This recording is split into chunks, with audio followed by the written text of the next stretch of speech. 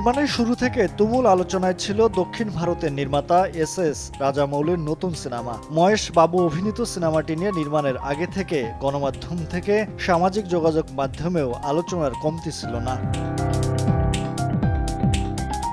দক্ষিণী তারকা মহেশ বাবু ও এস রাজামৌলির পরবর্তী ছবি ঘিরে ছিল তুমুল উত্তেজনা।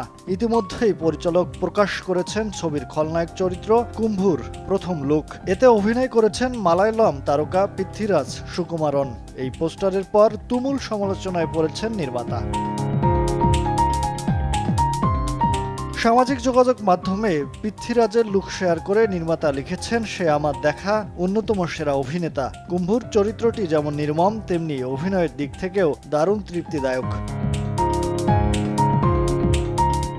লুকটি প্রকাশের পরপরই অসংখ্য মিম ও ট্রোল হয়েছে। মন্তব্যের ঘরে গিয়ে অনেকেই বলছেন পৃথ্বীরাজের লুক ক্রিস 3-র ভিলেন কালের মতো, আবার অনেকে স্পাইডারম্যানের ভিলেন ডকের কথাও বলছেন। আলোচনার সমালোচনার মাঝেও সিনেমাটি ঘিরে দর্শকের আগ্রহ তুঙ্গে।